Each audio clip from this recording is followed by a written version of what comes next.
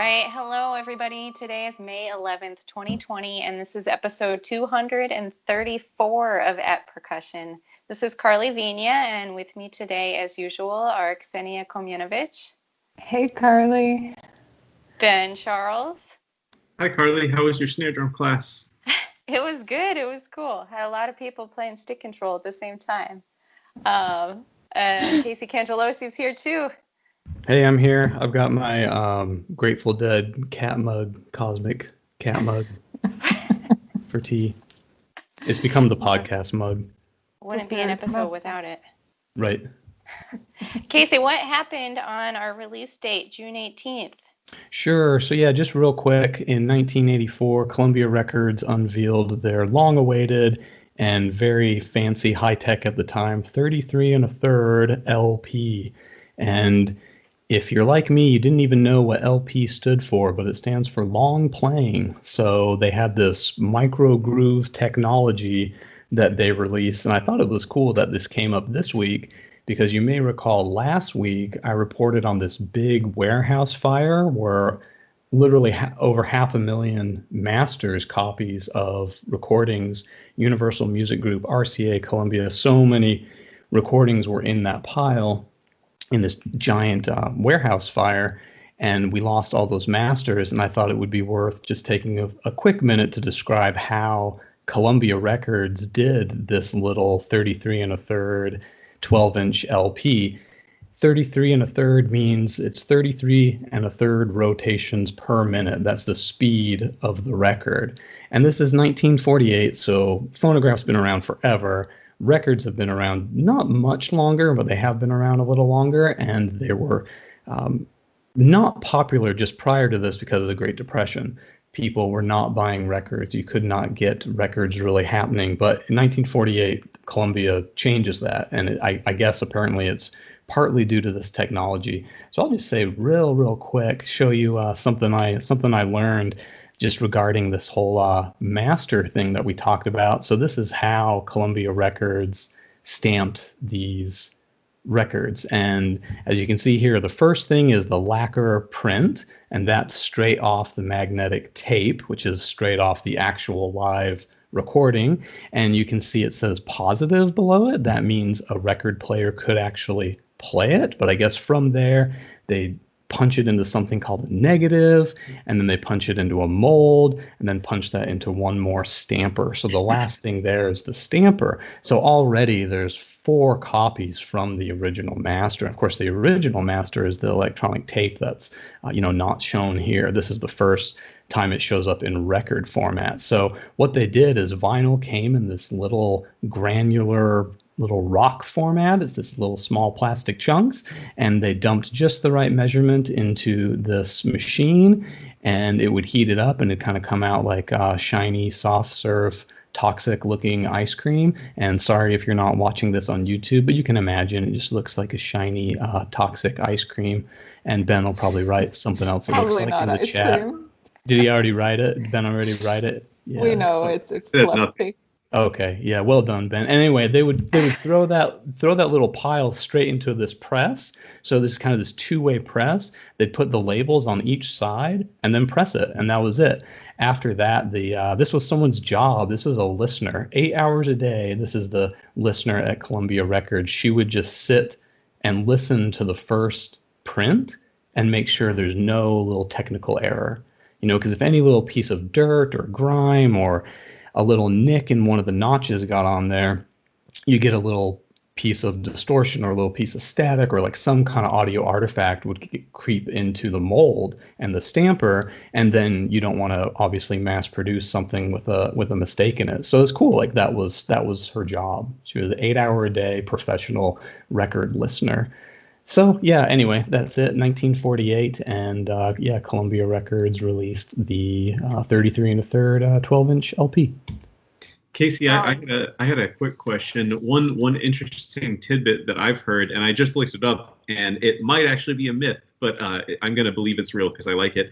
And that is that when Sony and RCA were developing compact discs, they didn't know what length to make the disc. And if you think about it, you could have made a 3-foot wide compact disc, and it could have held a whole lot of music. Or you could make it 1 inch wide, and it could hold not that much.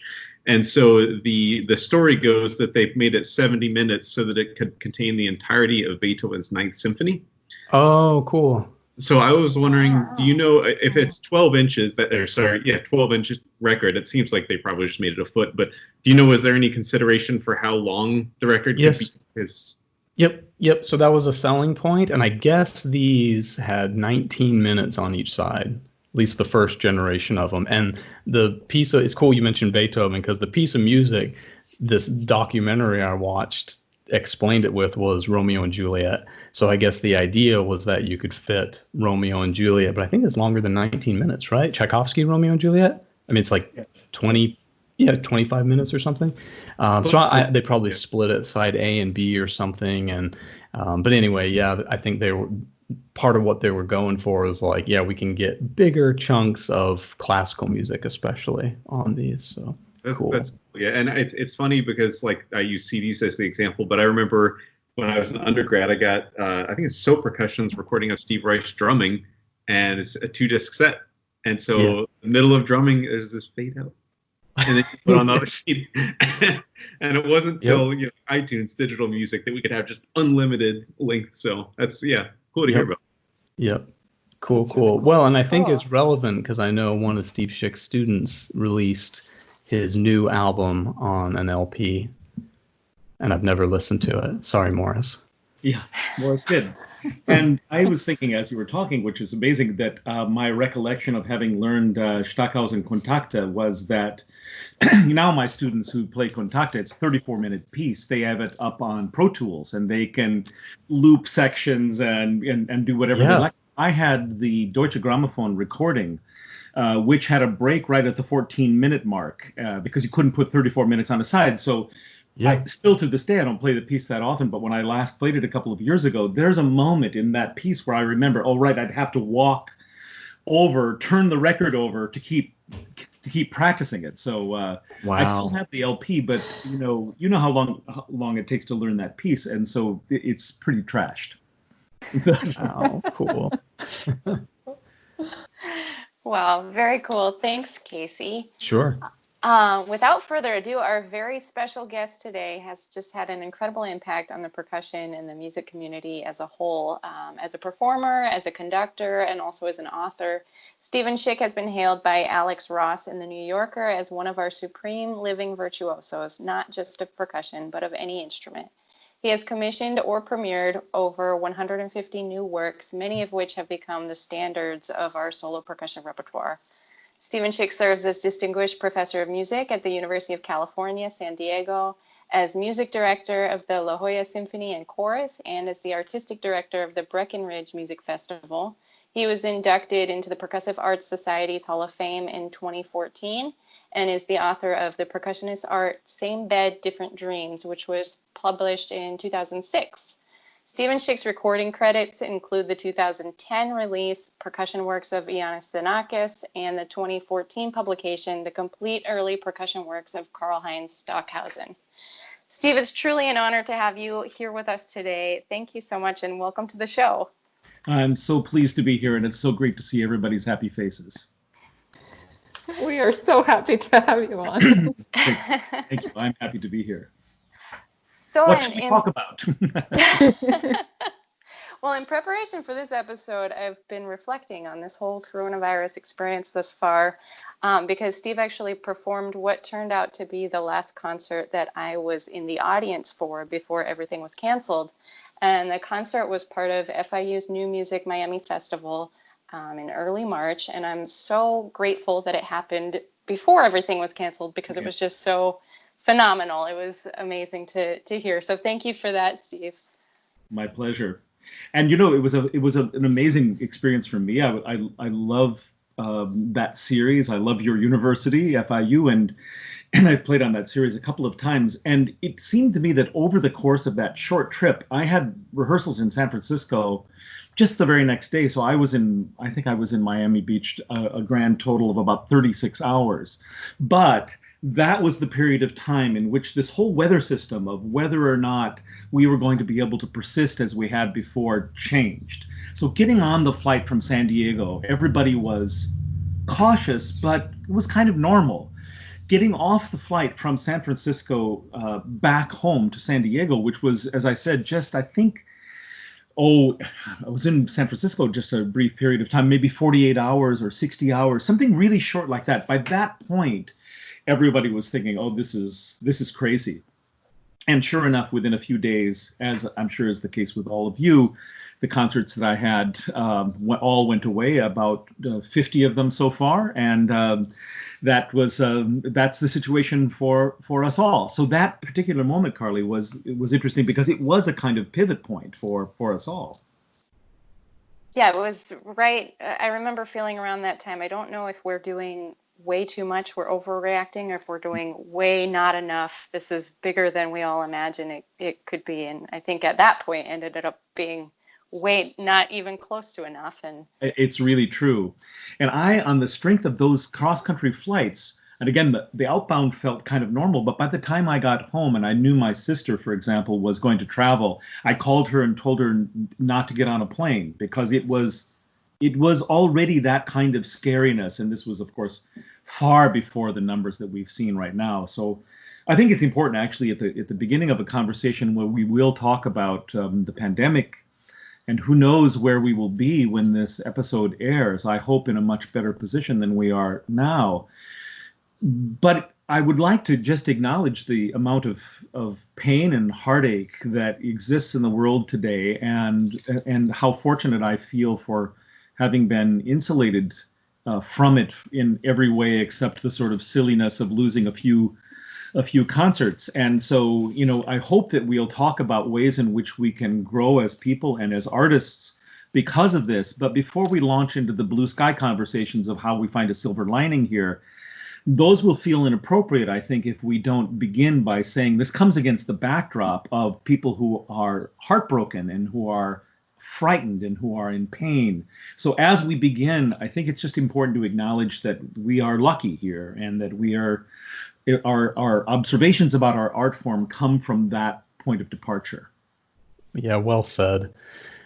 I had a question along these lines, and I know this is something, Steve, you wanted to talk about today, is how something along the lines of how music can bring people together. And we talked a couple of years ago at this point, many episodes ago, about you did a performance of John Luther Adams' Inuksuit at the U.S.-Mexico border. And there's an article in the New Yorker about it that I just pulled up, and I'm trying to find, there was this wonderful quote. There it is. Toward the end of the article, it talks about as the performance ended, it says, Schick shouted, "I will never forget this day as long as I live. Thank you for coming from Guantanamo," some other Mexican cities I won't butcher the names of, but it's such like a joyous moment of, like music shared across the border, and obviously a politically tense situation that I don't think anyone in the room here was in support of, so to speak. And it seems like now with the coronavirus stuff, everyone records a multi-track piece to a click track, edits it together, and that's the end of it. Steve, what do you see as a vision of how music can get us through this, and maybe some Inuksuit at the border sort of performances? Well, I think in a way the Inuksuit performance at the Mexican border was a primer for this moment that we're in here. It was a first step. Because music to me is much more than sound. Music is much more than the noises we make on stage. It's a social occasion and a center for a cultural moment. And we now realize how important those interactions with people are.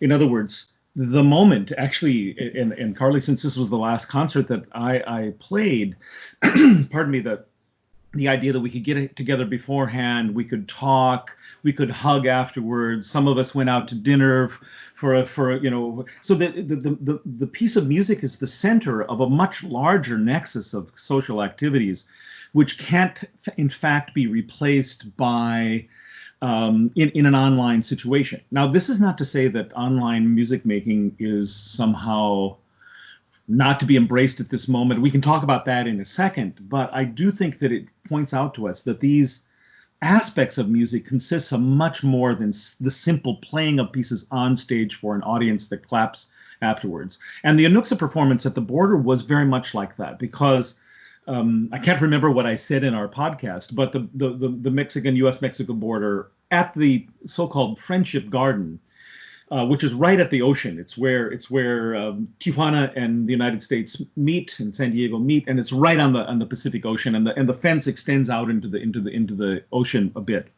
That's a border which is not really a wall, but a very thick mesh fence.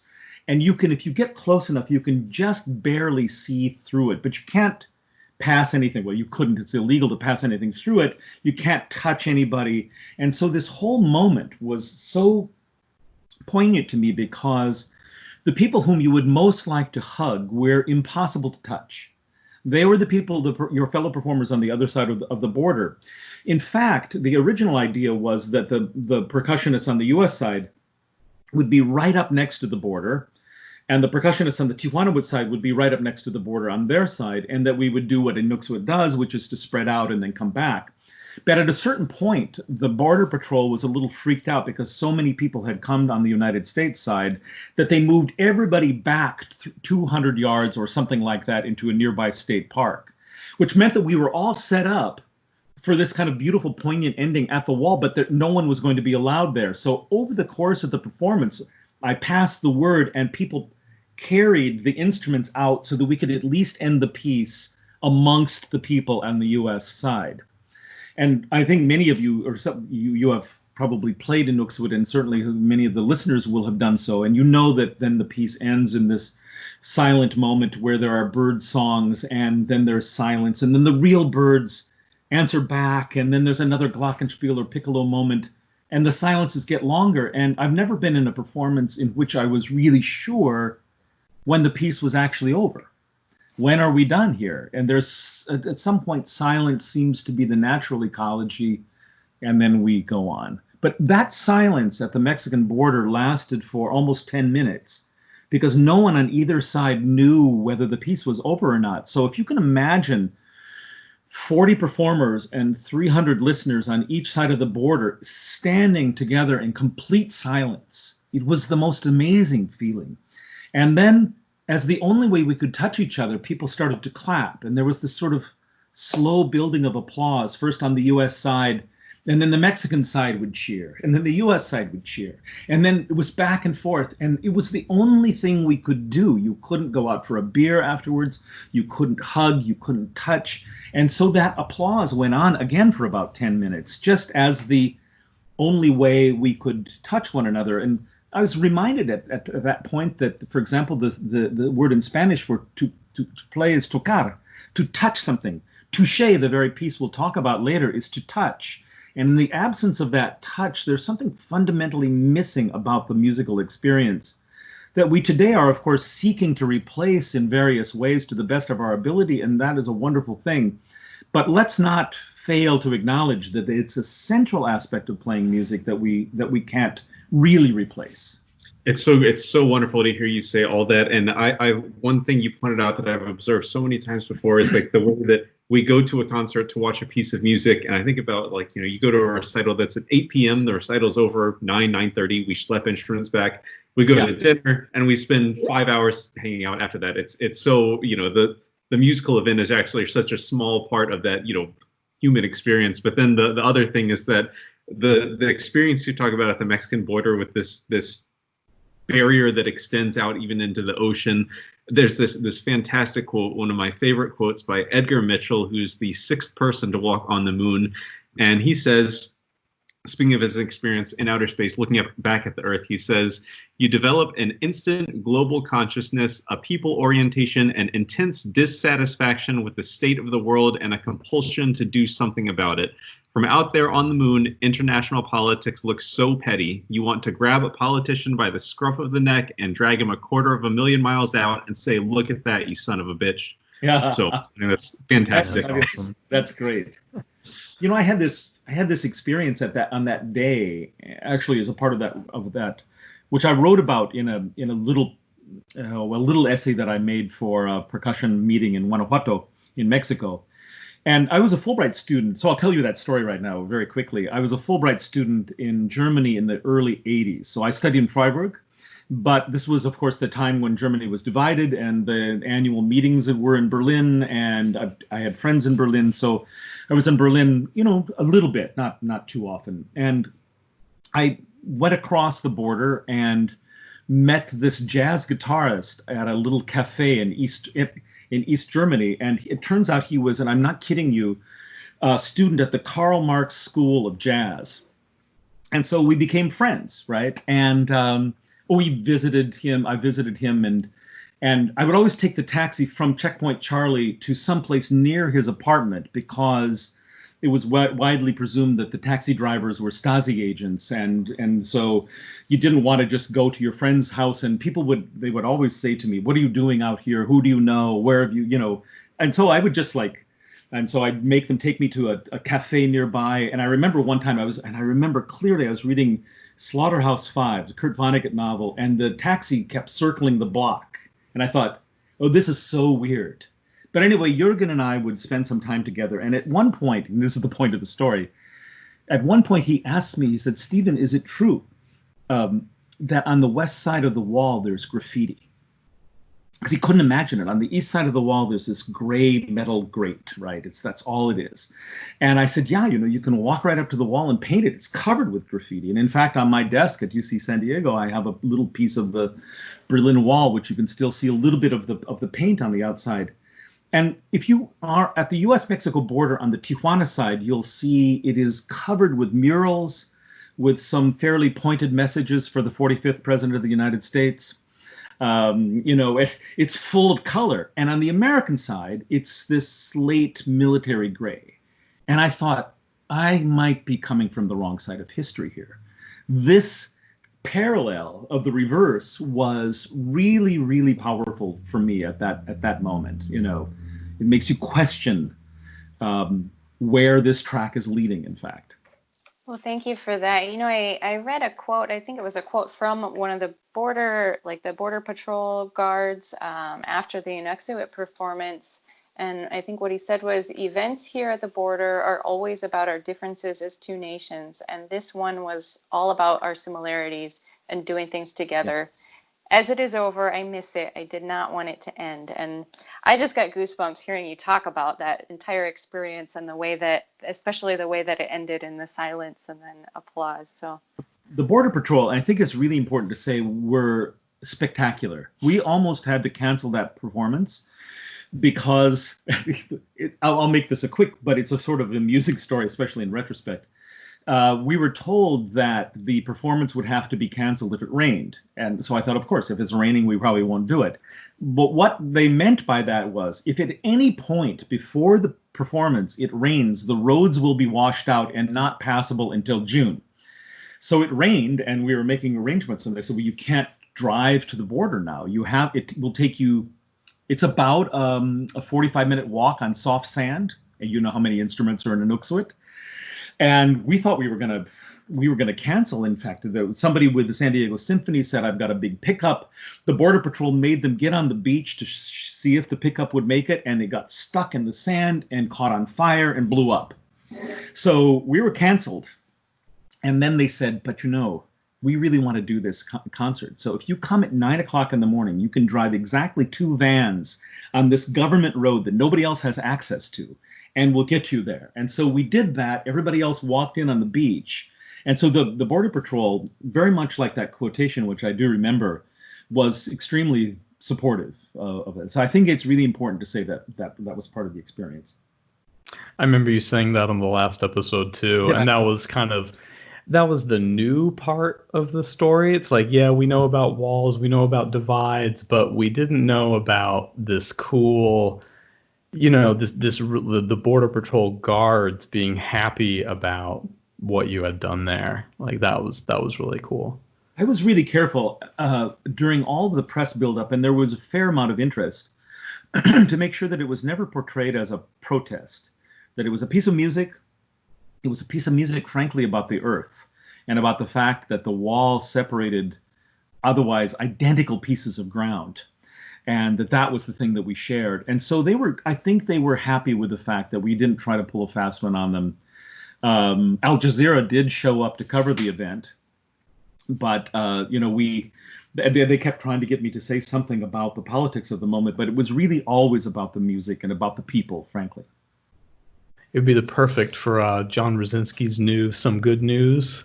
Like if that existed, then they would have totally picked it up. I think so. Anyway. Yeah. Sorry, Ksenia, I think you had something. So wonderful to hear you speak. Those who are just listening to this and not watching, I've been crying for the past 20 minutes, so or longer, way longer. But it's so enlightening. I wanted to ask you, in this space that we've all gained to think, what are some of your observations about music or the future of it, and what our fate is?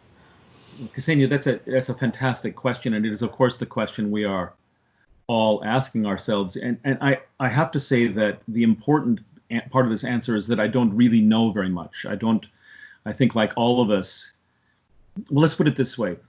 I think we get into these problems, and the pandemic is just a symptom of a broader set of dysfunctions in the planet that has largely been caused, if by nothing else, by a kind of human arrogance about the place that we occupy. And that arrogance means constantly that we think that technology can solve our problems. We constantly think that we know more, that we can fix things, that we are frankly, that it is not American exceptionalism we talk about so much, but human exceptionalism. And all of that makes me want to embrace, as Wendell Berry called it, a sort of moral ignorance, where I'm happy to say that I simply don't know the answer to this question. I don't know what we're going to do.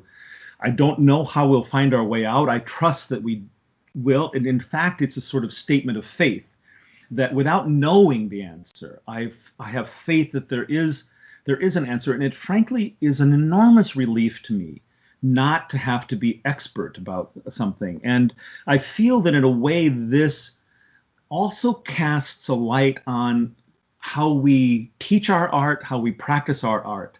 Because we all remember, even I, much older than you, remember what it was like to study, where it felt like there was just a number of right answers that we were constantly expected to come up with.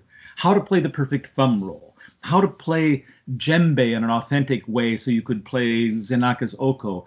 What does multiple percussion mean? And that as years went by and the set of skills grew bigger and bigger and bigger, that mountain of expertise became really impossible to mount. And I know, traveling, that when I talk to young percussionists, the primary feeling has been one of a little bit of overload, of being overwhelmed by the myriad responsibilities that our art seems to place on us. Well, what if we simply shed that? What if we took this moment to say, in fact, the adoration of expertise and human exceptionalism should be rethought? And that we can use this moment to say, perhaps there is a little healthier way, starting with the sentence, I'm not quite sure what we're supposed to be doing here, and that we can use that as a means of exploration. I said to a class or a lecture I gave at the San Francisco Conservatory last week, that sound that we all hear is the dead weight of tradition falling off of our shoulders. The pain is real. The apprehension of young musicians and artists, such as yourself and younger, is real. What are we going to do? How will we feed our families? What is the future hold for us? I don't discount that at all, but if there is in the midst of this a bright spot, it is that we no longer, at this moment, the expectations, the externally placed expectations that others have made for us for how we succeed, how many records we have to make, how fast our single stroke roll needs to be, that is, as Ben said, completely meaningless from the perspective that we currently have. So can we enrich our current vocabulary so that as we come back to whatever happens next, that we don't simply rush back into that environment of saturated expertise, but really take a moment to still inhabit the way we have aerated this space because we were forced to in a way. So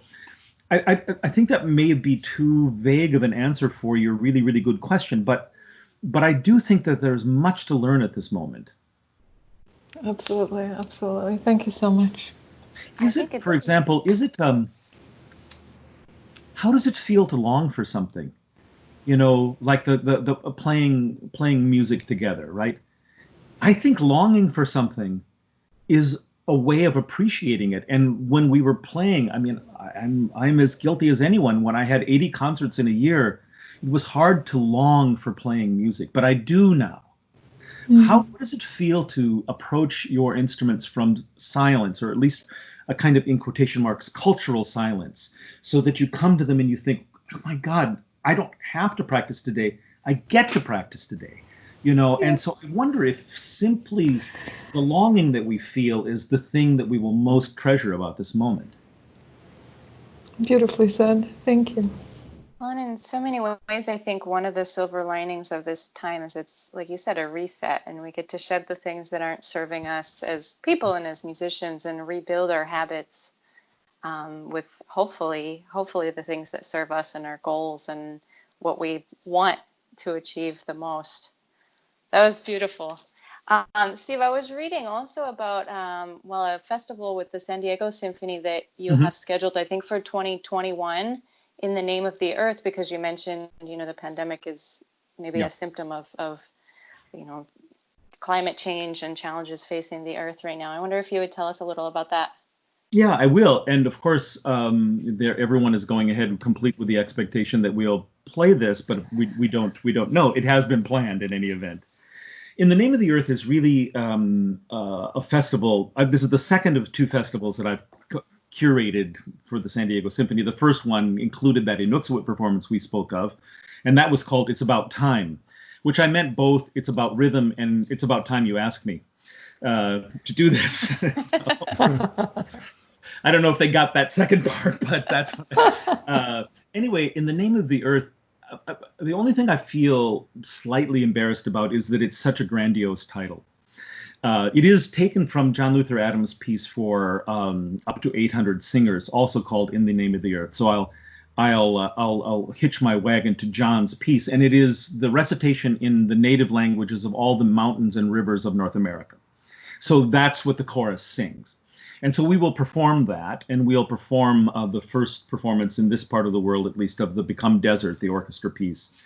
But what I'm actually most interested in about that is how can you take this kind of orchestral programming paradigm, which frankly has been a monoculture, right? It goes back to the same soil too often, and infuse it with some vitality that comes from living composers not all of whom are men and white, composers who are exploring other paradigms of creation, small pieces that are played at the cultural centers that have sprung up along the border and not just in the symphony hall. So how can you, through a scalable set of concerts, show that the earth has all of these different kinds of levels? So that, again, probably is too grand as a prompt for this, but it did come up with a lot of concerts, most of which are not going to be on the stage of an orchestra hall. I'm going to do George Lewis's piece, the one that he just wrote for me about my walk up the California coast, which I did in 2006. That was to propose to my wife. And so George wrote a 45-minute melodrama where I speak and play and recount that story. It was really taken from the essay that I wrote about that. We'll combine that with Messiaen, the Oiseau Exotique. We'll combine that with Anna Thorvald's daughter's Metacosmos. And so the idea is to break up the hegemony, basically, of Beethoven. I knew very well that this came at the end of the Beethoven anniversary year, which, now I won't make a cheap joke, but the suspension of a Beethoven symphony every 3 days someplace in the world has not been an unwelcome thing as a part of this hiatus that we have. So I'm sorry, I don't mean to make a joke as a result of that, but we will have had plenty of Beethoven. So the idea that we can somehow, and this is music that I love, but somehow depart from that extraordinarily codified classical background and enjoy things that come from other spaces is a part of an ecology. So what if we think of percussion not as the execution of pieces, but as a system of exploration? What if we think of percussion as a kind of ecology rather than a product?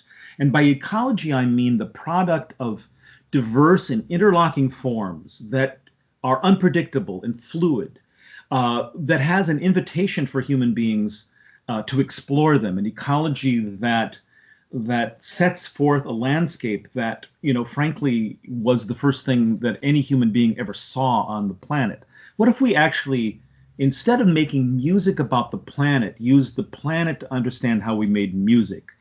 And so that was at the bottom of at least some of the programming ideas. They eventually, of course, get translated into concerts that have intermissions and tickets and everything like that. But I wanted to do something that didn't feel like a concert, or where the concert was not the initial provocation. This brings about another topic that I wanted to ask you about, which is, could you reveal a little bit about how it feels to transition between being the performer that you are, which you are so attuned to yourself, and I feel like the humanity around you, and so in control and so wonderfully vibrant, but then you would curate everything so well, your program, your partners who you play with, and so on. And now this concentric circles are getting wider, and you are becoming a visionary on a different level, and then conducting as well, which takes away the experience of actually making that physical sound. How is that different for you? What's inspiring? Does it fill up a sort of artistic need that percussion cannot? How is this evolutionary making sense? Well, I'm so grateful for the question, because I think people often feel that, and I'm not even talking about me because I'm not the only percussionist who has conducted, but that somehow a percussionist who conducts has noticed some fundamental, almost genetic deficiency in the percussive art and is seeking to remedy it by having more and more music. And actually, frankly, nothing could be farther from the truth. The reason I began to conduct was because I discovered in conducting the thing that I also loved about percussion. These are not fundamentally different things to me. In other words, I do not cease being a percussionist once I stand on a podium, and I don't cease being a percussionist if I'm hiking in the East San Diego County desert either. In other words, percussion is not a skill set, it's a system of knowledge acquisition to me. And so what conducting does that I think is really fascinating is that it's a kind of communal experience, which is so related to me to the communal and oral traditions that percussion grew out of. I mean, I have here on this table, you're currently on some of these instruments, but here's an instrument from Brazil, and here's a tambourine, and here's an Asian gong, here's a conga, et cetera, et cetera. These are all instruments from oral traditions. And so the communal experience is at the core of the percussionist. So a conductor who is not just another kind of educator, another kind of person who seeks to create a multiple experience for a community, is tapping into that same kind of thing. Now, if you, because you're a conductor, decide that you want to be a maestro, that's a different story. That's a different story, and one that was never interesting to me.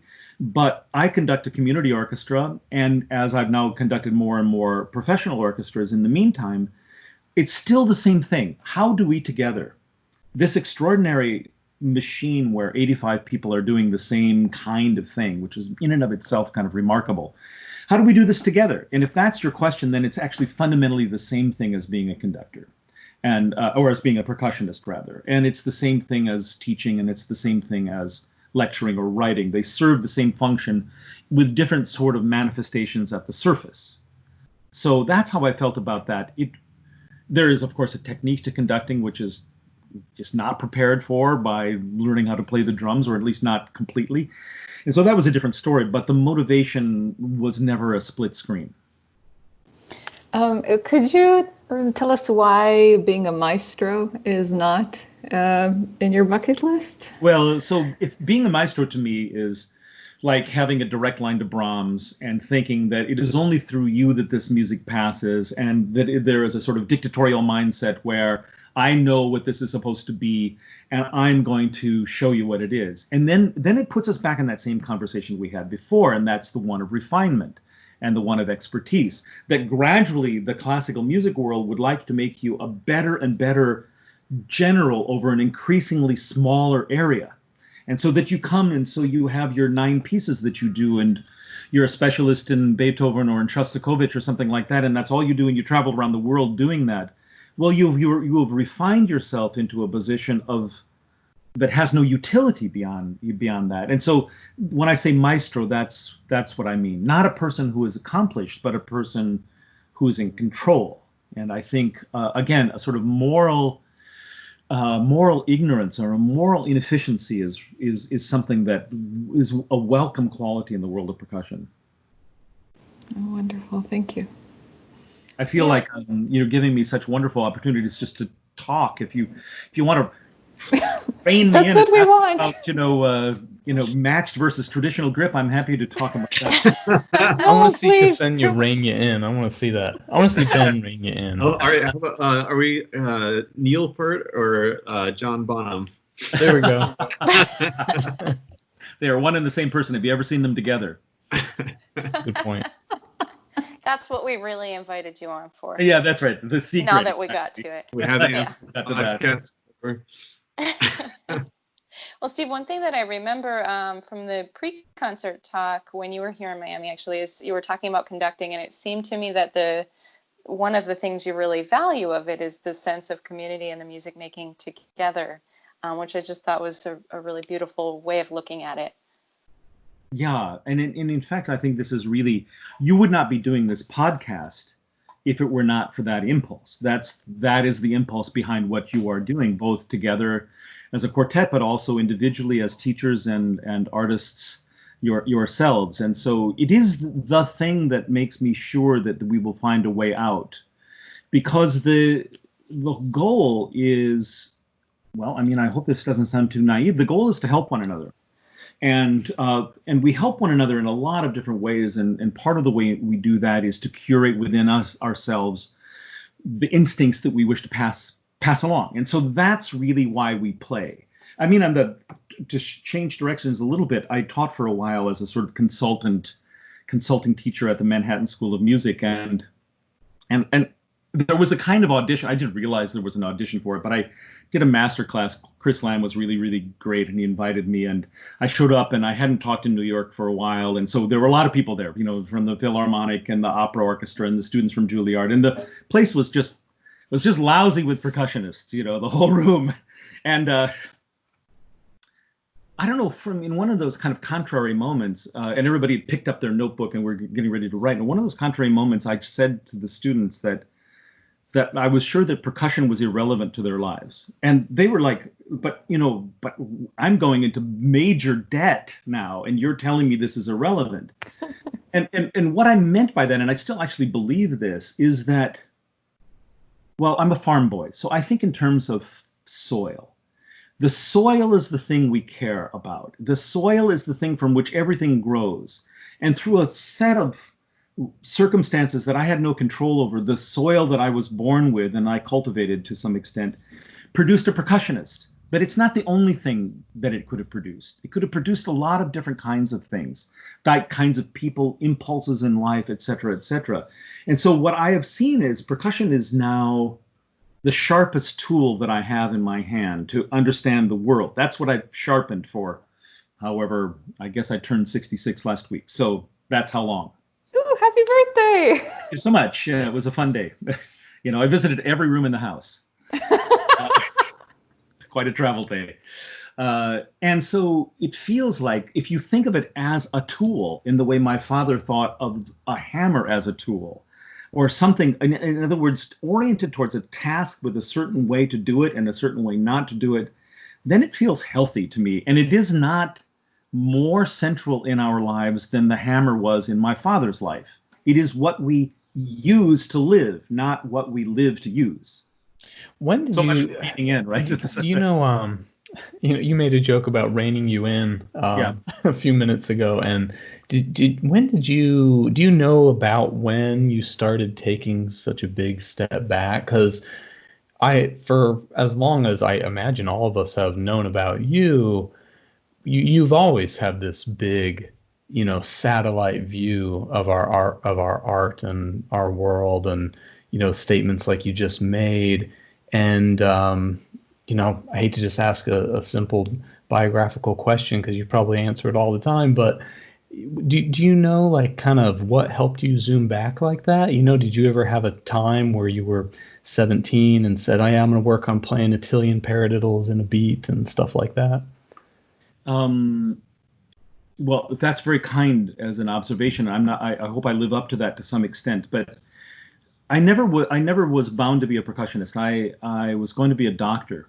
My dad was drafted into Korea, and so he was not even around when I was born. He saw me for the first time when I was 6 months old. And the reason I mention that is that he wanted to be a doctor, and his medical studies or his pre-medical studies were interrupted by the war. And so without him saying as much, there was a sort of sense that,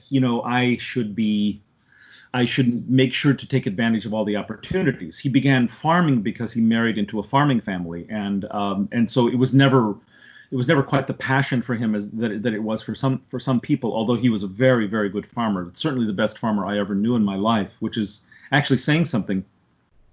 But I wanted to be a doctor because I was a dutiful son, and I played drums in the band, the high school band. I didn't play mallet instruments until I was 19. It was an avocation, and I was good enough to play in the wind ensemble at Luther College, but I wasn't any better than that.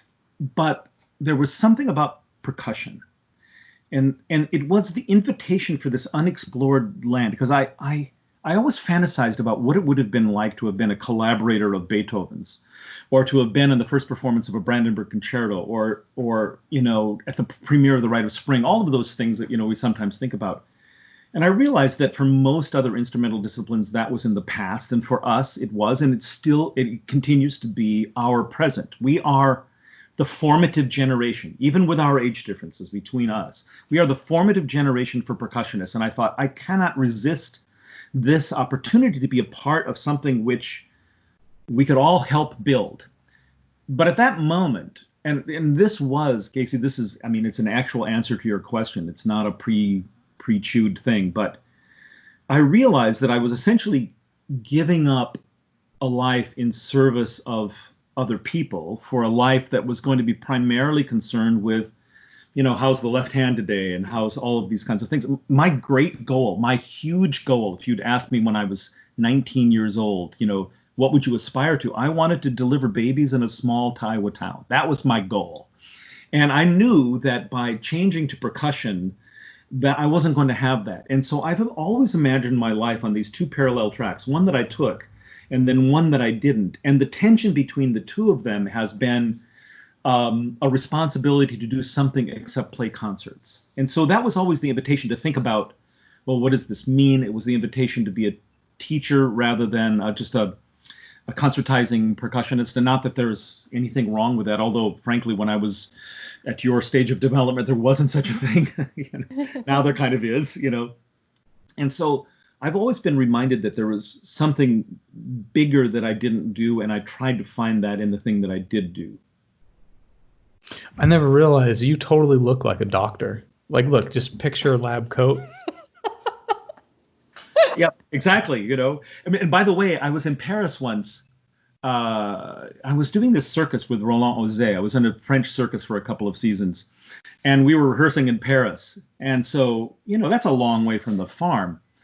And it was early in the morning, and I was meeting somebody for breakfast or something like that. And I was walking in the Marais where I was staying, and there was this guy, and he looked just like me. He was my twin, except he had the Herald Tribune under his arm, and he was the doctor. He was the me that I would have been. And we sort of looked at each other like this, sort of did this little pirouette around each other and went our different ways. Because I thought, oh yeah, that was me in a medical convention in Paris had I gone in that other direction. I think that's an actual Star Trek episode. It is. I think it's an actual episode. Why did you ever run away from that circus? Yeah, it's a really good question. I really loved the circus, and I was in the circus for 2 separate seasons. One directing all the musical stuff, because when I was the artistic director in Geneva at the International Percussion Center, we were the musicians, and then I liked it very much. And Roland and our old friends And so for one season, I was a circus actor, playing a part and, with lines and, I mean, no acrobatics, but it was really amazing. I had a beard. It was kind of strange. Yeah. Photos? You have photos or video? There is a photo someplace. I'll see if I can find it and I'll send it to you. That'd be cool. That'd be great. Yeah, I do have at least one photo of a beard and actually really something. There's a video clip on my website which I never look at, but I know that there's one of the circus acts that's okay. There, where we were doing something crazy, something you could probably get arrested for in San Diego. Carly, I think we're going to talk about a specific piece today, right? I think we are, yeah. Well, Steve, to follow up on what you were just saying, one thing that comes to mind is kind of the identity of a performer. And I think many of us become so obsessed with what we do that it can start to define us. And I think what's so, refreshing and healthy about what you're talking about is, you're a human, and we're all humans first. And we happen to play percussion, and we happen to hone our craft, and, we spend our lives doing it. But thank you for sharing that. Of course. Thank you. So Steve has very graciously offered to perform for us today, Touche by Vinko Globokar. And I think Ben has a few words of introduction to get us all ready for it. Yeah, sure. And I've wanted to say this for quite a while on this episode, and I haven't, so I'm just going to say this before I talk about Touche. But we've been talking about like skills, like, oh, this is the time to, sit inside, work on your buzz roll when you're quarantined at home. And Steve's book, he has this wonderful line, which I'll misquote, but he says something along the lines of, when I was a student at the University of Iowa, I would walk around and hear these, my copy's in my office, everyone's holding theirs up. I held it up last night. But he says, when I was a student at the University of Iowa, I would walk around and hear these, clarinetists and violinists practicing their wonderful strains of Brahms and Bach, and then I would go back into my practice room and try and figure out how to bow a cowbell underwater. So I've been at home working my underwater cowbell bowing. I think I've almost got it down. It was an actual serious attempt, So my father lived long enough to wonder what kind of person he had sired, because I would come home and I would tell him, here's what I'm doing. But anyway, on to Globokar for the day.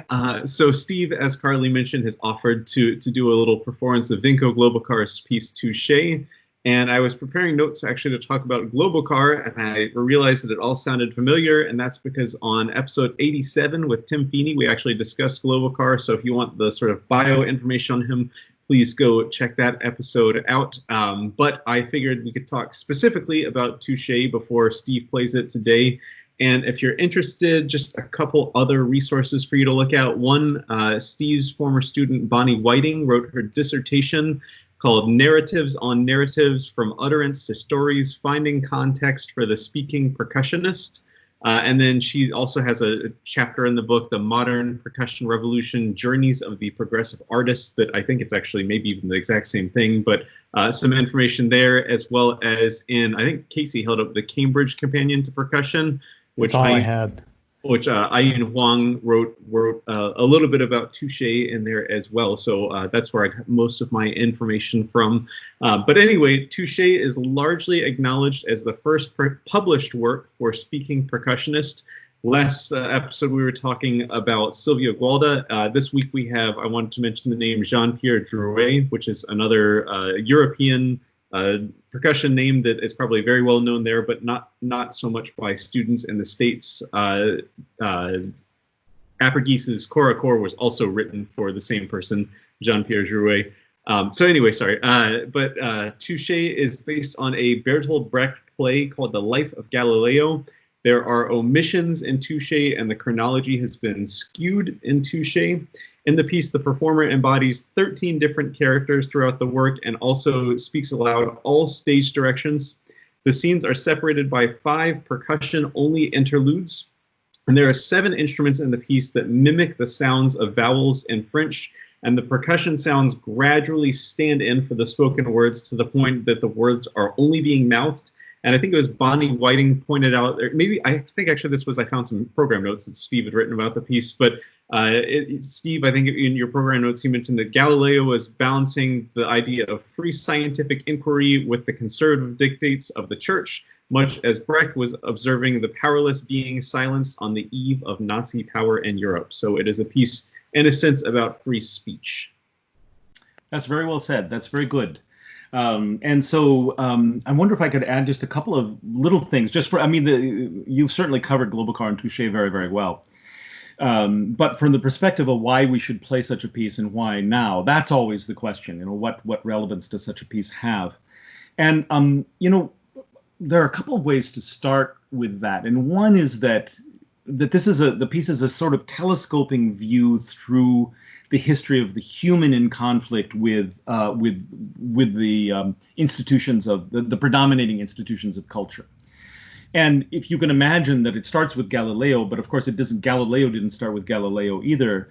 Galileo really, in terms of the modern story of Galileo, starts with Copernicus, who was a generation earlier and who postulated for the first time that the sun and not the earth was the center of the solar system. And that was fine because Copernicus was just expressing his theoretical point of view. Galileo, as the inventor of the first usable telescope, was in the unique position of proving it, which made him a much more dangerous person than Copernicus was to the power structures of the church in particular. And so, you know, basically the story of Galileo, as seen by Brecht, is as a person who knows the truth but cannot speak the truth. It's the kind of opposite of Cassandra, where Cassandra knew the truth, spoke it, but nobody believed her. And so there's this kind of thread going through history. And so you can imagine that Brecht, on the eve of the Second World War, also had in his mind the theme of people who could speak, who knew the truth but could not speak it for fear of violence or imprisonment. And he wrote and rewrote The Life of Galileo, the play from which this is drawn, a few times. So there's not just one version of this. There are a couple of versions that basically were trying to resolve the issue of whether or not Galileo was heroic in this story. Was he a hero who stood up for his beliefs? Did he capitulate to the Medicis and to the Catholic Church? Who was he? And Brecht himself seemed not to be able to really decide. Then Globokar, the composer, comes along in 1973. I think that's the date. Yes, 73 is the date of the piece. And he is involved in the free speech movement of Europe and especially of France. Again, with the idea, if you know the truth, are you allowed to say the truth? That was what was the overriding. And so you can see the set of kind of telescoping resonances from Galileo to Brecht in the Second World War to Globokar in the Paris free speech movement after 1968. I first learned this piece, I actually realized 30 years ago, almost exactly 30 years ago, for similar kinds of reasons. And I'll tell you a little bit about that in a second. And then, of course, I think there is some resonance again today for that very issue. So as we touch this moment, so to speak, with Touché, today we're also touching these other aspects of history as it went back through time. As Ben said, there are 6 scenes. They are out of order in the play, but they're essentially Galileo's conversations with people around him. He first of all talks with Sagredo, who was a colleague, a friend, somebody who had Galileo's interest in his heart, but was worried because Galileo was doing these crazy things that had gotten people burned at the stake. Otherwise, you know, there was danger involved. There is, of course, Cosimo de' Medici, who was the leader of the Medici family, the most powerful family in Italy at that time, and whose interest in Galileo's telescope was not pure. It was not scientific. Medici really wanted the telescope, but he wanted to be able to see navies approaching Venice. So it was a military instrument to the Medicis. There is a scene in which Galileo speaks to Andrea, the son of his housekeeper, and this is one of the scenes in which the voice is not used, and it's the most poignant part of the piece. And Andrea says, so basically he's trying to understand. And in an earlier part of the play, which is not represented in the piece, Galileo has given Andrea this, like an apple. And you know how we always did this in grade school. So the grapefruit is the sun, and the apple is the earth, and the grape is the moon, or whatever it is. And so Galileo says to Andrea, "Why haven't you eaten the apple?" And Andrea's response is, I've been showing everybody basically how all this works. And Galileo freaks out and says, you're going to get us killed. Again, all of this is mute. And in really the most amazing moment of the piece, Andrea, the 9-year-old boy, says to Galileo, pourquoi pas? Why can't I? If I know the truth, why can't I speak it? Galileo says, you can't tell anybody this. And he says, and in the instruments that speak this is the sort of emotional centerpiece. One of the reasons I wanted to do this in my garage, in the 20 square feet I have available to work, which, by the way, at 5 o'clock in the afternoon is now about 90 degrees. So yeah, no, I'll be fine. But if so you the see, tambourine sounds great. It's great. It's fantastic. One of the reasons I wanted to do this is because there is a scene that takes place in the plague, in the play, and in that moment, the neighbors of Galileo say, "You're challenging the natural order of things by presupposing that the Earth is not the center of the solar system. You're subverting the natural world, and it's because of that the plague is coming. You have brought this along on yourself." And when I learned this piece in 1990, this is what people were saying about HIV, that it is because of the unnatural lives that people were leading that we have sickness. And by the way, again, I don't refer to him by name, except at the top of my lungs, but the 45th president of the United States calls it the Chinese virus. We're doing the same thing, right? We are saying it is because you are not us. You have brought this into us. And so there's a scene in this piece that reflects exactly on that moment or on that issue. And then the final scene of the play, of the piece, is Sagredo coming back into conversation with Galileo, reprising the conversation from scene 1 and saying, "But where is God in your universe?" And at this point, Galileo is the one who cannot answer. So it's a very action-packed piece in that these are short scenes, lots of characters.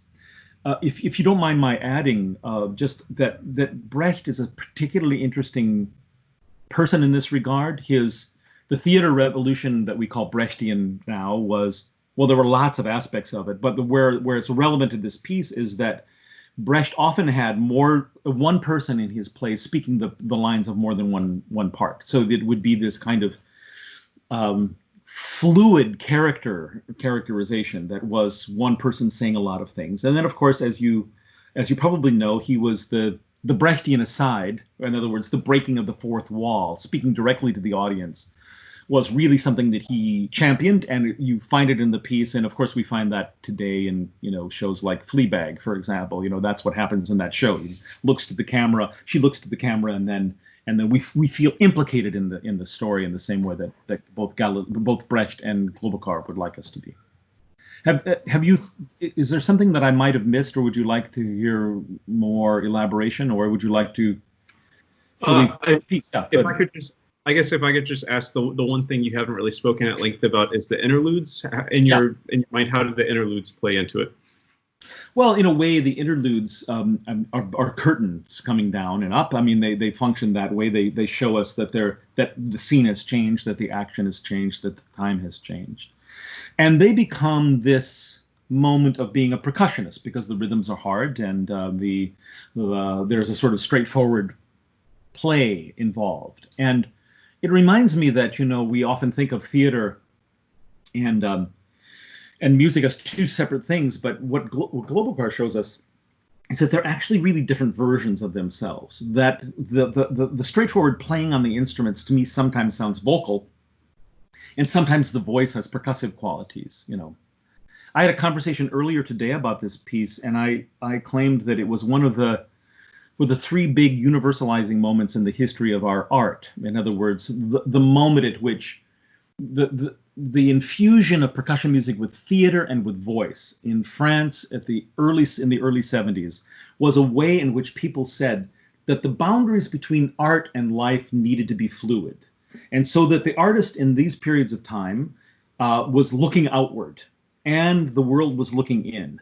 And there are a couple of other moments where that was the case. And I believe, frankly, that we're in one right now where the expectation on the percussionist, more than on any other musician, instrumentalist or vocalist, is to be the conduit to the outside world. We are linguists in a land of noises, and we are expected to then use our skills to understand and leverage the noises on the outside. So to me, that's the new sort of universalizing moment. And this is one that came a little earlier that sought to combine theater, drama, and motion together. But these are the same kinds of impulses. Sorry to have said that so quickly, but No, we can re-listen to this and then print it and put it on bumper stickers and put it on our fridge and look at it. I would like to see all hour and 15 minutes on a bumper sticker, minuscule print, or a big car. We share the workload on this podcast, so Ksenia, maybe that can be your department. Happily, I'll transcribe this entire conversation crying through it, so no problem. I think that made me not quite. I'm going to try to position the onboard camera so that you can see a little bit of the instruments and me. I think this is okay. It's not.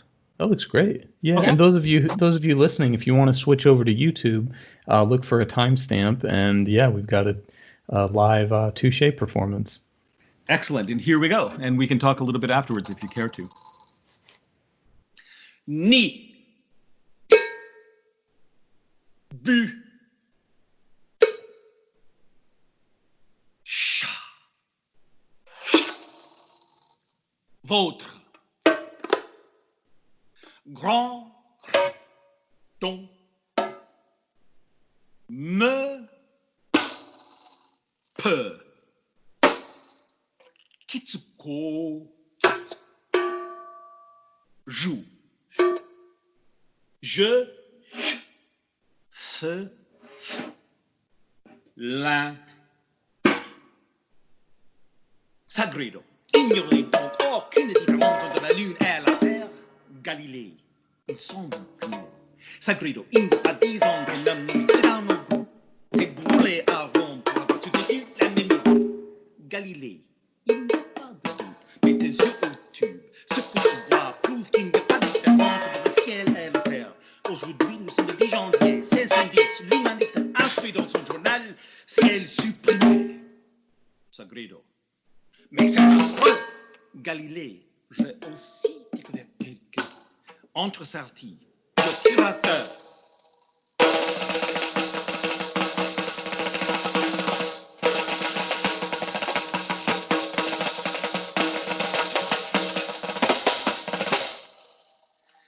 Galilée, je voulais transmettre mes réflexions sur les deux grands systèmes cosmiques d'abord. Cosmo.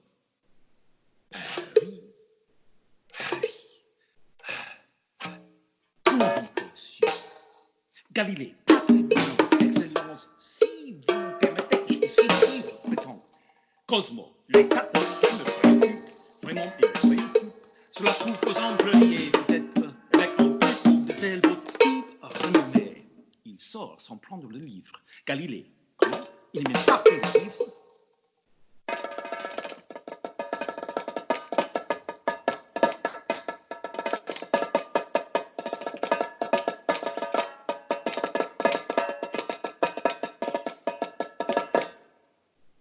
Cosmo, regardons les dames de la cour. La vieille dame. Il ne se demandait s'il existait vraiment. Pause. La jeune dame, on devrait voir chacun du château dans votre instrument. Federsoni. Galilée.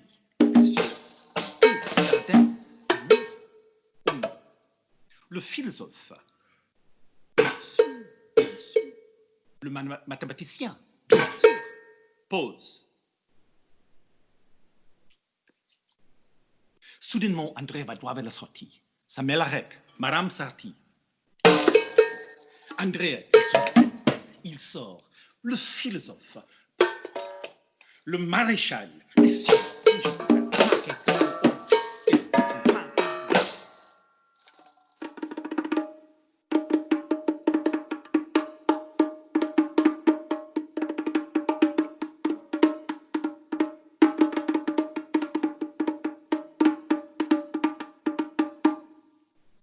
Galilée. Andrea. Galilée. Andrea. Galilée.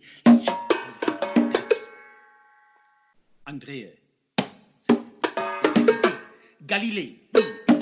Nous autres, nous ne pouvons pas encore parler, nous devons juste.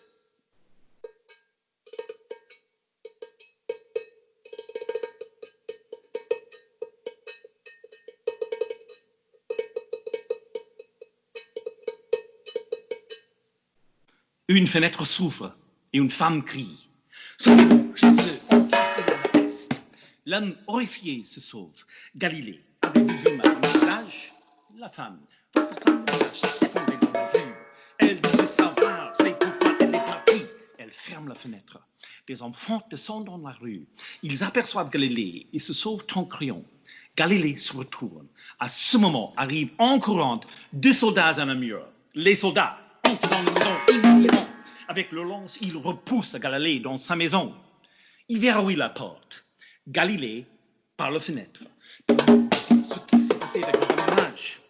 La femme apparaît de nouveau à la fenêtre. La femme, ici derrière, est contestée. Pourquoi ne savez-vous pas? Les soldats tirent une corde au travers de la rue. La femme, maintenant, personne ne pourra entrer dans notre maison. Vous n'avez pas besoin de venir ici. Ici, tout est simple. Halte, écoutez donc. Mon mari est en vie. Il ne pourra même plus rentrer. Salaud! Salaud!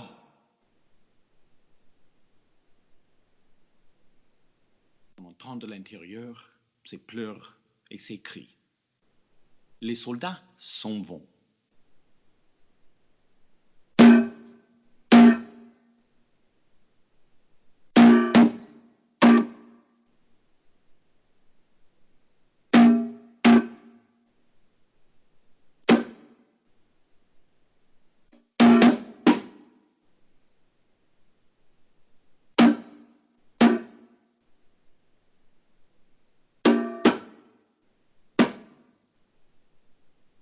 Sagredo. Si nous sommes posés conflation, où est Dieu alors? Galilée. Sagredo. Dieu, où est Dieu? Galilée, très énervé, là-haut sur nous. De même, si là-haut il y avait l'être vivant, il ne trouvait pas Dieu dans notre terre. Sagredo. Où est Dieu alors? Galilée, suis-je théologue? Je suis mathématicien. Sagredo, tout les âmes, et je te demande, où est Dieu dans un système cosmique? Galilée, en nous ou nulle part? Sagredo, furieux, comme le prétendait l'être mien. Galilée, comme le prétendait l'être mien. Sagredo, c'est pourquoi on va brûler sur le bûcher. Il n'est pas disant de ça. That's that. Thank you. Wow, it has gotten warm in the garage. Sorry about that. No, we are sorry that you're in the garage for us. I'm glad. It's such a cool snapshot. We've got dryer, vacuum, vibraphone. No, it's just really all musical instruments. Yeah, it's bottle of gin insightful. if you can just see around the corner. So I'm making a new decree. Every guest plays on the podcast now. That's the new great. Well, it was rule. fun to do that. And it's got to sound good. It can't just be like from their phone. They got to do what you did. That's great.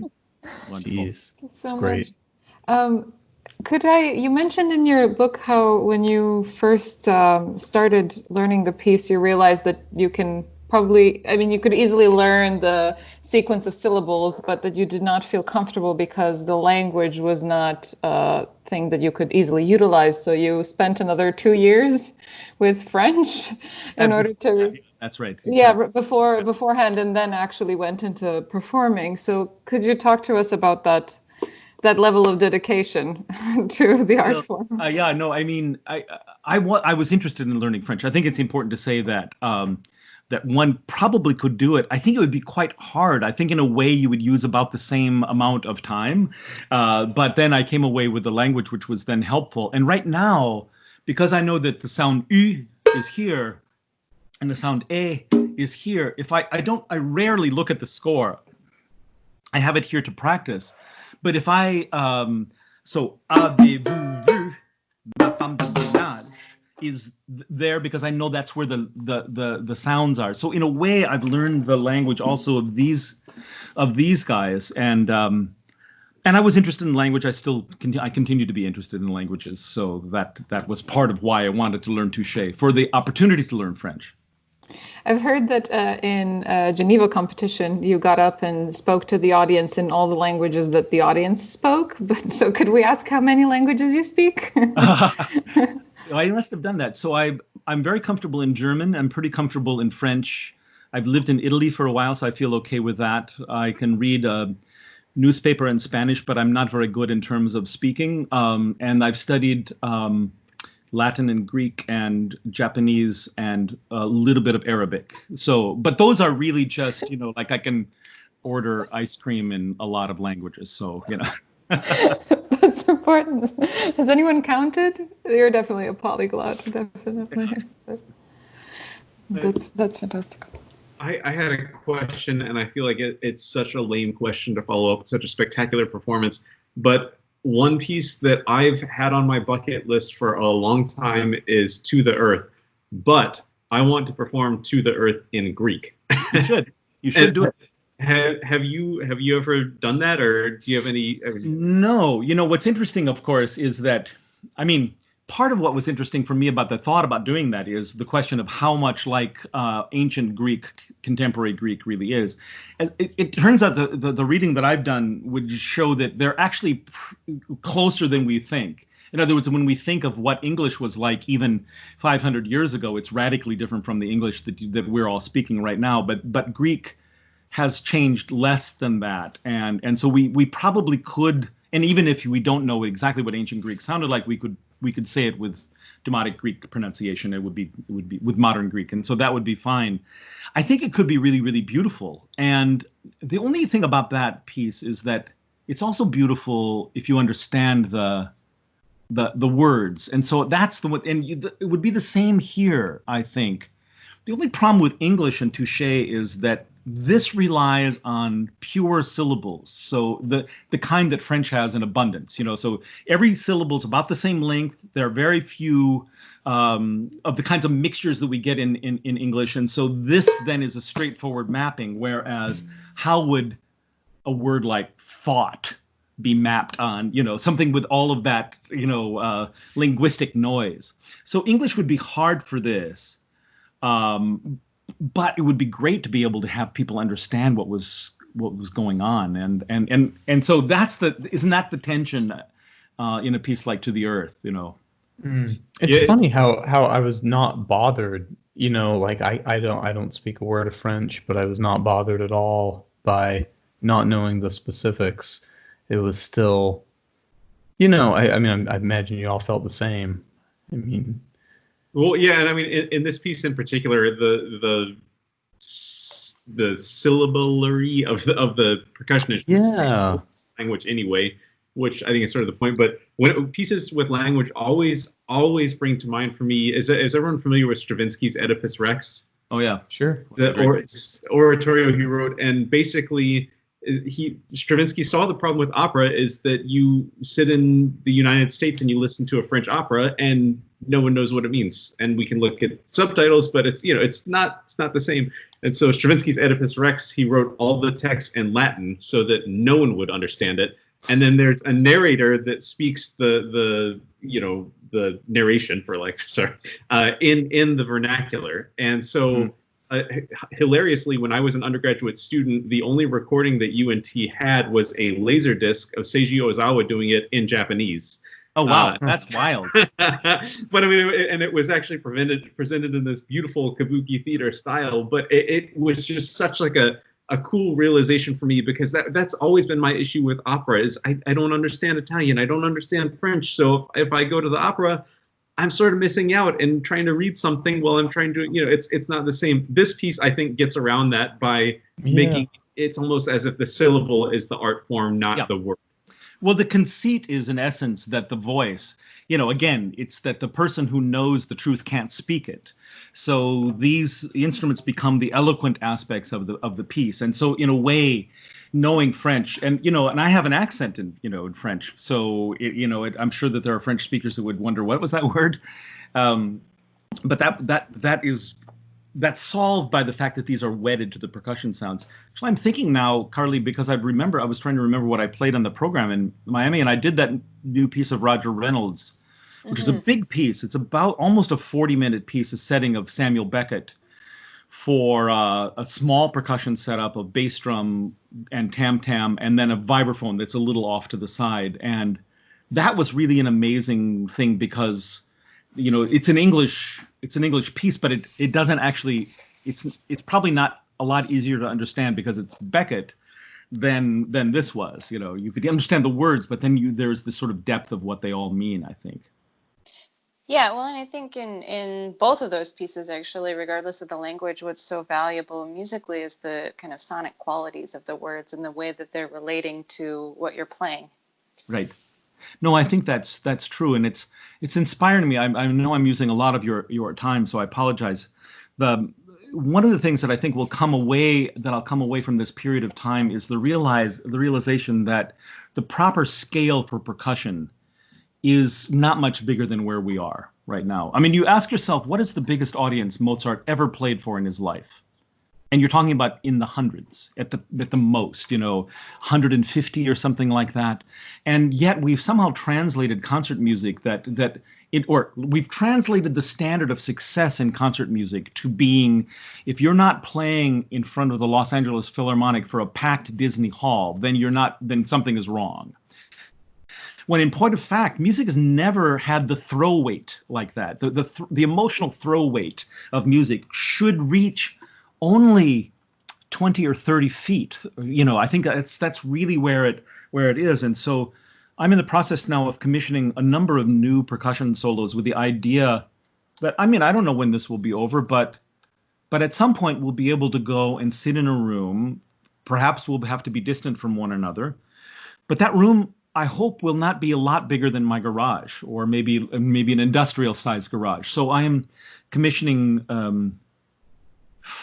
4 new pieces that have as the scope the idea that 30 people should hear them, and not more than that, 25 to 30.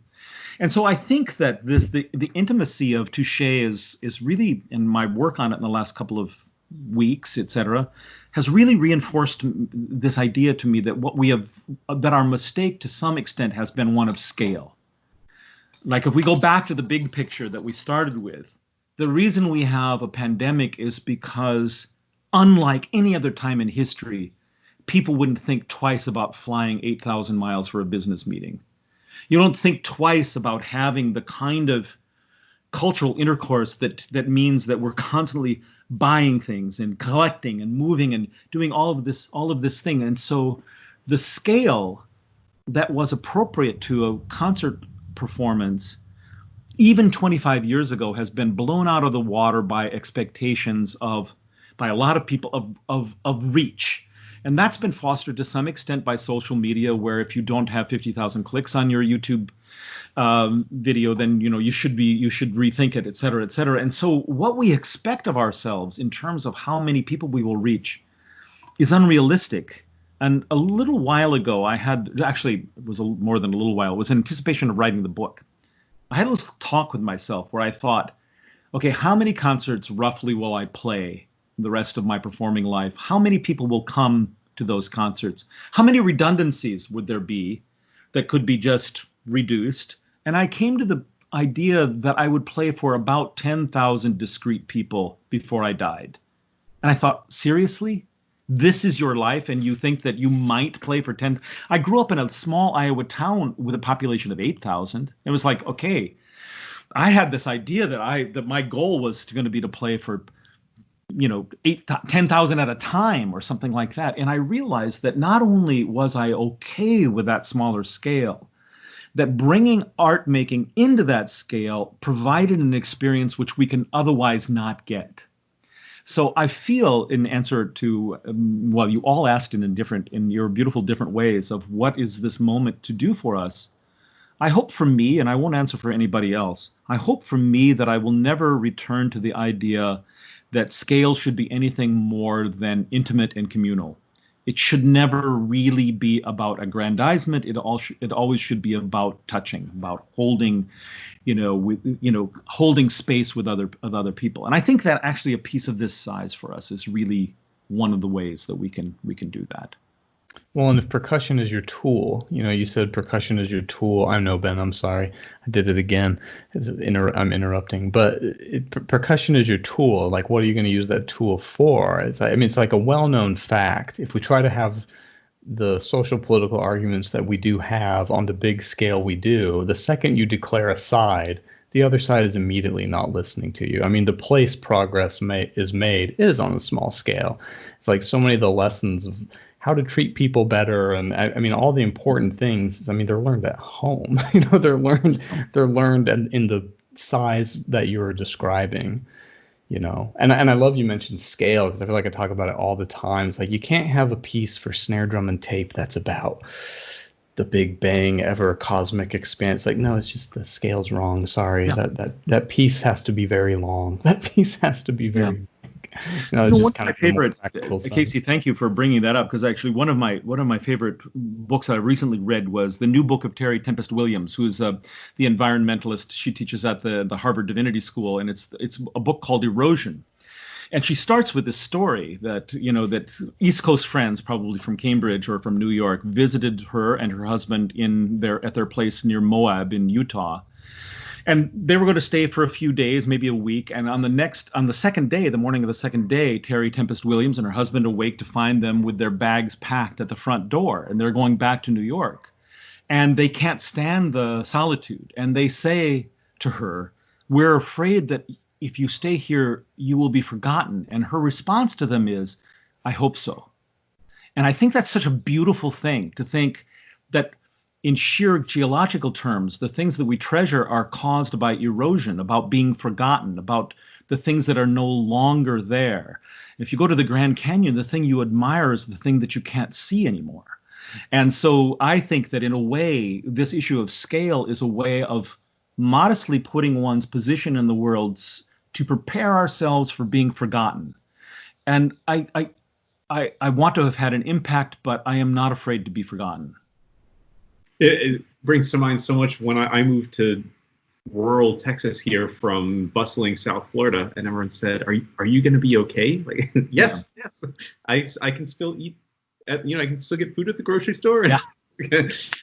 But yeah, it was so interesting hearing you talk about the scale of performance, because a couple years ago I had a friend that was picking out a new cello, and I went along with him to pick out a new cello, and I didn't claim to be an expert, and I wasn't trying to give some sort of, my thoughts on the matter. But I went along and I was asking, what do you look for in the sound of a new cello? And he said, before tone quality is volume, which just blew my mind. He said, it doesn't matter how good the thing sounds. If it doesn't project in a huge concert hall, it's not a worthwhile instrument. And like, to me, like, it's just, that's so counterintuitive. I want the best sounding instrument I can possibly get. And I can't imagine sacrificing that for volume. And then I judged our concerto competition here, I guess it was last semester. And I was sitting there realizing that the people that I was picking as the best were simply the loudest ones. I didn't care for the flute players because they sounded tiny. So it's such an interesting thought of like what should the scale of music be? And obviously, when we talk Mahler symphony, maybe that's something different. But yeah, to perform Bach in a small Bach something or other in a gigantic concert hall is so strange. Yeah. Do you know by the way, the new version of the Johannes Passion for percussionist, keyboard player, and single singer? You should listen to that. It's Philipp Lamprecht is the percussionist, and he's teaches in Salzburg. And he's extraordinary. You really should have him on your show. And they did a version of the Passion according to St. John for single percussion, playing mostly keyboard instruments, but also some non-pitched, or I mean, I don't think there is such a thing as non-pitched, but some non-keyboard instruments, and a harpsichord and organ and a single singer. And every once in a while, the chorus is on Zoom. It's fantastic. And it's of a scale that sounds like Bach. It's really, really amazing. By the way, I think your friend, the cellist, would not have been able to find an historical instrument because, I mean, that was never the goal in Cremona, in the day of Stradivarius to project to the, to the sound and light show. So, I mean, we should think about Mahler. I think I'm officially at the point in the conversation where I'm just wandering around, so apologies. But you think about Mahler and the symphonies that led up essentially to the First World War. That was the same moment that we find ourselves in now. In other words, an overtaxed, oversaturated musical, cultural, and political environment that simply couldn't bear its own weight anymore. And we had an adjustment. And after that, those moments came the L'Histoire du Soldat, for example, or a lot of other kinds of things. And so that there's a resizing of the artistic ambitus that comes at a moment like this, I think. While we're wandering around, wander back just a little bit, you mentioned earlier kind of this, what you hope to see as a disintegration of adoration for expertise. Mm-hmm. And I feel like you've, having talked to you a few times now, you take extra steps to try to make sure you don't feel adored on the show, I think. And I assume you do that in person too, because you're a humble and nice person. And something I think about right now too, and I don't mean to challenge your proposal, but man, I mean, we all think you're an expert, and I think you have a lot of good stuff to say. And something that's going on in the news right now is some people, like, we don't even know what expertise is anymore. People don't want to listen to doctors. People don't want to, and so I don't know. I guess I would just like to reopen this topic. Yeah, no, I think that's, Casey, I think that's a fantastic point to make, because, of course, I don't like to portray myself as an expert, and I, in my teaching, have never told a student what I think that she or he should do in a given spot. I try to lead them out of whatever box they find themselves in. I think that's the highest thing, the whatever cul-de-sac, if I can. But the thing is that when you listen to those experts, if we're thinking of Dr. Fauci, for example, notice how many times that they also say they don't know. They don't wield their expertise like a bludgeon. They wield their expertise in a responsible way that serves as a foundation. And I think that's what we're all trying to do here. That's certainly what I'm trying to do. And so when I say that I don't feel like expertise is the thing to go after, I'm not saying that I don't care about playing well, or that technique is unimportant, or that quality is meaningless. No, to the contrary. I think that's all part and parcel of a life of a responsible approach to the art. You cannot do that without the thoughtfulness involved in that.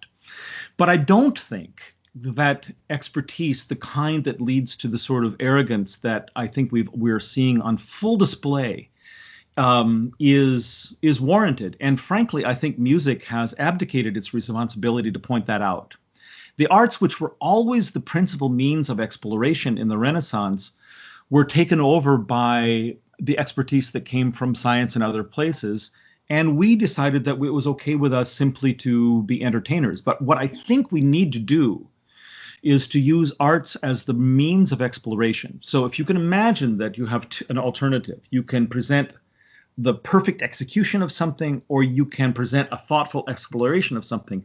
To me, this latter one is always the more interesting of the two of them.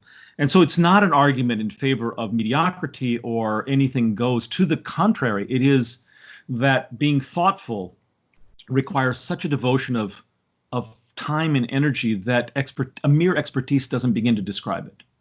Mm-hmm. Wow, cool. Yeah. Well, I love you mentioned Dr. Fauci. The experts often say they don't know, because we've talked about the confidence-competence principle on the show before. It's like if you're truly an expert, which we would, I think, all say you are in music, you'll have this air about you. You'll have this this, like, I'm not going to tell you exactly because I know so much about this subject that I'm well aware of all the things I don't know. Oh yeah, indeed. Man. Yeah. I wanted to sort of ask a selfish question, but at the end of your previous episode on the podcast, when I think it was Sean Tilburg asked the question, how does one, become Steven Schick? How does one do everything that you do? And you said, go read. Yeah, that's still probably my answer, right? Yeah, and I love that. So I'd like to know if you could share with us who have been some inspirational storytellers that you've looked up to recently. By the way, can I give you an anecdote of, when Johnny Carson was asked the question, how do you become a star? He said, you start as a ball of gas and cool. So, which I think is one of the great answers of all time. So I read a lot, and I read across a big spectrum of things. So I am not a person that I mean, I love to read spy novels and crime novels and detective. I mean, it's not all highfalutin stuff, and I read a lot of that kind of thing. So I think whatever one reads is by nature is kind of a good thing. I think of the more meaningful books that I've read recently, I would say that one should read Barry Lopez's new book called Horizon. Mm-hmm. I think that Terry Tempest Williams book called Erosion. So those would be the two really interesting books about the natural world. The new book by Lewis Hyde called A Primer of Forgetting is spectacular.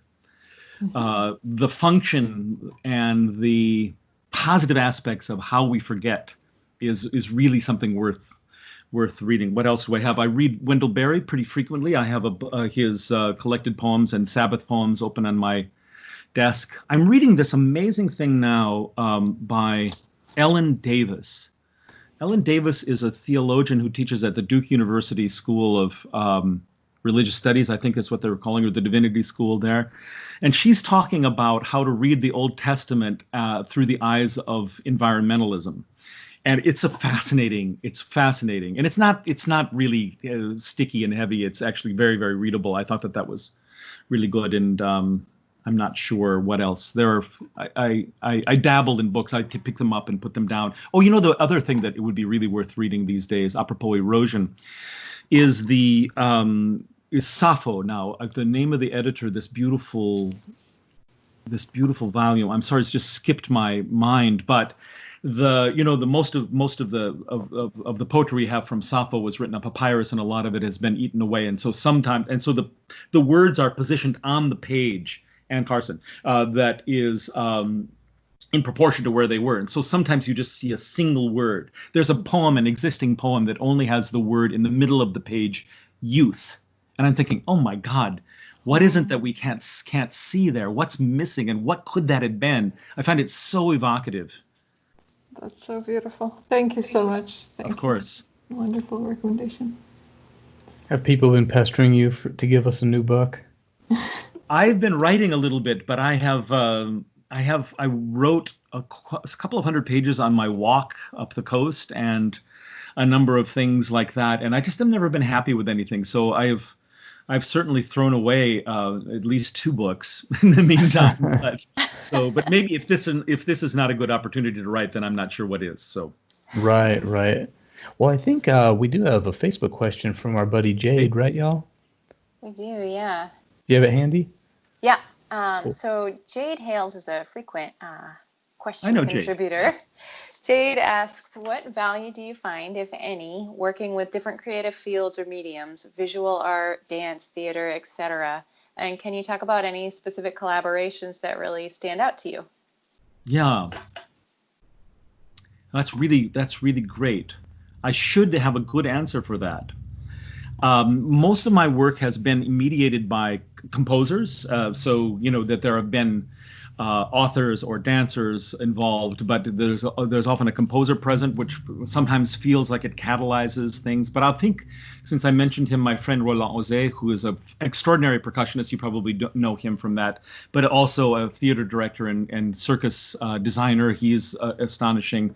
And I've become good friends, or I'd like to think of good friends with Barry Lopez, the author that I mentioned. And so I take a lot of sustenance from writers whom I speak to, and but I haven't quite figured out how to put those things together in a kind of collaborative form. So I would say that a lot of the art that I've made that involves other musicians, whether that's video art or not, has been mediated by a composer of some sort or another.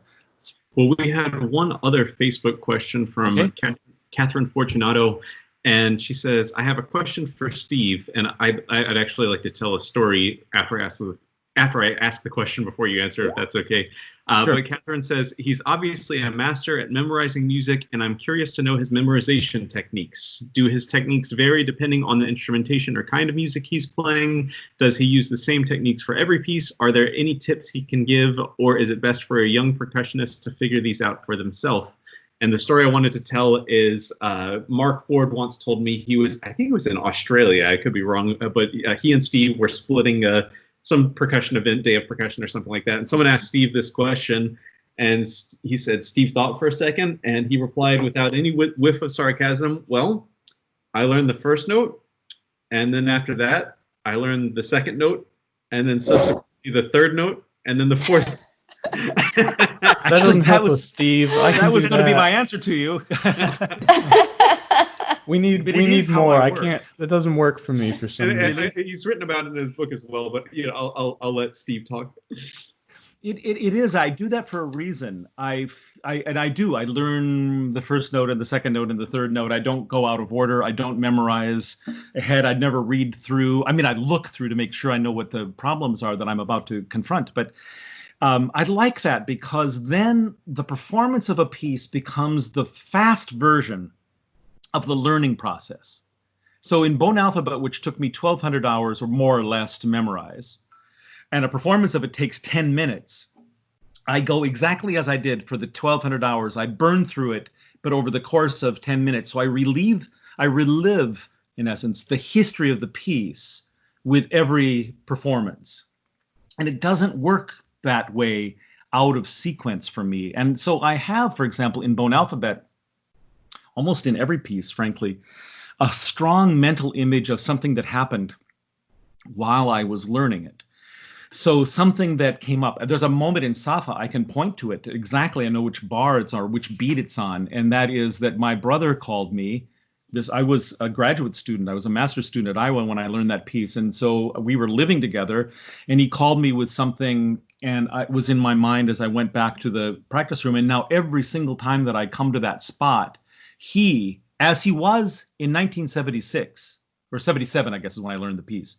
So my brother, not as he is today, but as he was then, comes to my mind. It's right like that. And so there is a kind of collection, a trap process in which the music gets collected, but your progress as a person, as you know the piece, as the piece acts on you, is also collected in the memory process. So for me, it's important to go through chronologically so that the person I end up at the end of the learning process is the result of the learning. And I don't know if that seems clear. So then I'm very deliberate and very didactic of just, in your way, donc. Aucune différence entre la lune et la terre. And that would take me however long it would take. And then the next day I would come and review that. And il semble que non is the next day's work, And I do that now. It's what I do in the morning before the garage gets too hot, is that I spend my time memorizing. And, so we are creatures who remember. And I hope that as I'm about to be forgotten, that I don't myself forget. Well, I know some of the reasons a lot of people want to know this is because they want to learn this rep, and it's so hard to read, and you want to memorize. And a struggle I've had this semester in particular is some of my more ambitious students. I'm trying to get them to slow down a little bit. They want to learn this and knock that off their list, and they want to do this. And every once in a while you get that student that's like, okay, the plan this semester is Bone Alphabet, Safa, and Rebonds. I think I could do it. And I'm just like, it took me a whole summer to learn Rebonds, and that was just that wasn't memorizing it. I mean, do you have any, what can you tell us teachers about, like the pace just because and you the can rate? do it. Yeah. Just because you can do it doesn't mean that it's a good idea. Right. I mean, I think that these pieces, well, they can do it. I mean, you can't do it in a semester. I mean, at least that's been my experience. Well, I mean, we have a small repertory, in my opinion, of really great pieces, but we do have a repertory of great music to play. I mean, really nourishing music. So a piece like Touché, which I've now played for 30 years, or a piece like Safa, which I've played since 1977, however many years ago that is, or, before even in some of the other repertory, I learned really with the idea that they would be kind of companions, right? And so you don't learn a piece, you develop a relationship with a piece. And you would never go on in a social situation, with somebody you were interested in, for example, out to dinner and say, okay, we're going to have this dinner in about 35 minutes. I've got some questions for you. I'd like to know where our house is going to be. I'm going to get taken care of this right away. And when I ask you this is the kind of way I'd like you to respond. And when you meet my parents, everybody, we're all clear about that. I mean, obviously, if you did that, and I fear that there are some who do, or things that are not far from that, what you end up doing is setting yourself. Well, I mean, that's never going to happen. So a relationship is one in which you trust your partner. And you don't try to determine who he or she will be or what your relationship will be. And so the reason to spend a lot of time, and I'm a very slow learner, is because I want to be in contact with the piece, literally in contact at a moment when I can learn from it as well as it learns from me. And so, and that takes time. And by racing that process, what you'll do is come to a very early moment in which the piece is not responsive to you anymore. And we all have that moment, when you played a piece a lot and you can execute it, but you're not thinking about it. You're not responding, and it is not responding. So what I try to do is to learn as slowly as possible without stalling, so that I can be in contact with the piece for as long as it's possible to be.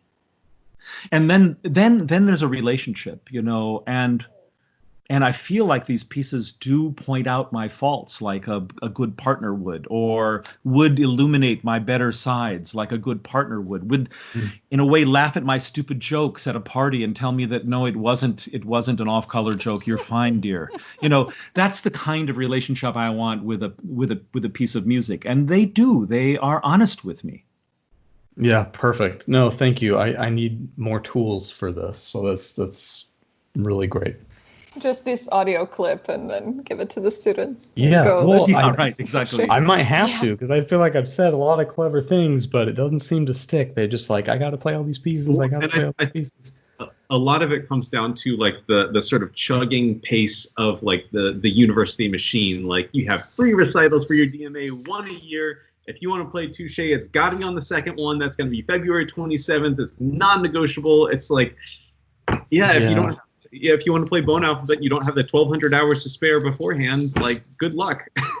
And people learn it faster now. It was just that no one had any experience. It was like, it's the 4-minute mile. You don't have to spend, not everybody has to spend that amount of time. It just took me. You say that, I really think that most people, at least to play it close to the level of a Steve Schick, would have to do that sort of time. I can't imagine learning bone alphabet in 100 hours, No. Well, I mean, don't you think that this brings us back to the way we began the conversation, is that could we use this moment to shed some of the externally placed strictures and responsibilities? I mean, I know that if you want a doctorate, it takes X, Y, and Z. I mean, I have students who are getting doctorates, and so there are some things you can't fight, but I think there's a lot of way in which we as teachers can alleviate these responsibilities for our students, can give more air, can aerate the situation to a much greater extent. What if you played a 45-minute recital? What if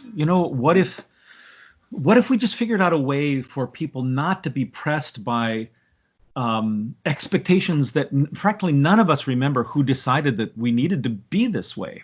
I mean, who decided all of these things? I didn't. And so if we could figure out a way to use, again, I'll say it, I'm sorry, it's probably boring, but to use the art we make as a way of exploring our lives rather than as a way of executing a preordained plan, then we would live up. I mean, we have to remember this. we come from the most honorable instrumental tradition that humankind has ever invented. We are touching instruments from all over the world.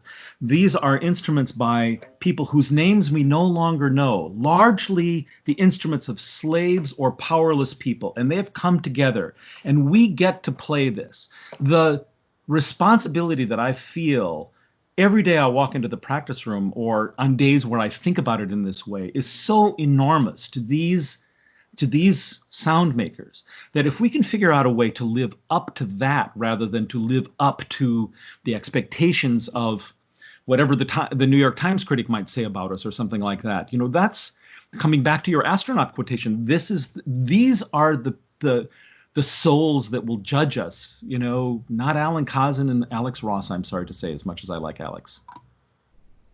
Jeez, great. Wow, thank you so much. Well, thank you so much for taking this time. I know I've made you late on your schedule, but I've really enjoyed this is second. Not at all. No. The percussion Thanks for community. doing the double with us. Yeah, thank you so much. And, I hope we'll stay in touch. I wish you and all your families and your loved ones the best. And it's a sad time, but this kind of contact is really important. And I'm so grateful for the invitation to join you today. Anytime. So much. Yeah. Thank you so much for joining us. Yeah. Great. It's late where you are. You should get something to eat and take the rest of the day off. We should get you out of the garage, the steamy garage. It's cooling off now. Thank you so much, everybody. Thank you. Thanks, Steve. Thank you. Bye. Bye-bye.